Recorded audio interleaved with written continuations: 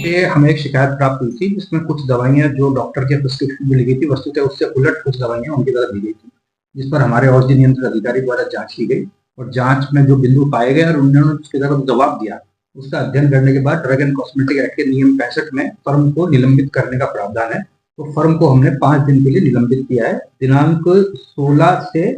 दिनांक 16/12 से 20/12 इन दिनों इन दौरान वो फर्म खरीद फरोख्त का कोई भी व्यापारिक कार्य नहीं कर सकती है। ये सजा उसको दी है और अगर इसके उपरांत वो कोई दूसरी कार्रवाई करता है तो फिर जो दूसरी जांच होगी, जो सजाएं आएंगी उन पर प्रभावी कार्रवाई, ये सबसे प्रभावी कार्रवाई है ड्रग एक्ट की जो हमने संपादित कर दी। सर, ड्रग एक्ट के तहत 65 के नियमावली के तहत आपके विभाग में कार्यवाही, सर इसके तहत दुकान के ऊपर कोई नोटिस वगैरह नहीं, इसमें प्रावधान ये है कि दुकान पे जो उसका घर का एड्रेस और दुकान का एड्रेस, क्योंकि हम लाइसेंस दुकान को प्रोमाइसेस को देते हैं, उस पर रजिस्टर्ड पोस्ट से और ऑनलाइन तरीके से दोनों जगह उसको नोटिस दिया जाता है और उसमें इतना समय दिया जाता है कि वो नोटिस को प्राप्त करने के बाद उस एक्ट को इम्प्लीमेंट करने के लिए उसके पास समय हो, तो वो हमारे पास कार्रवाई हमने संपादित।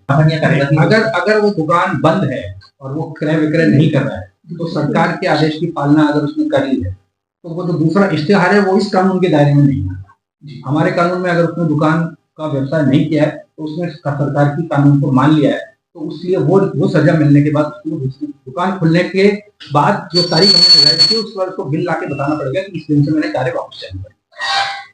किया।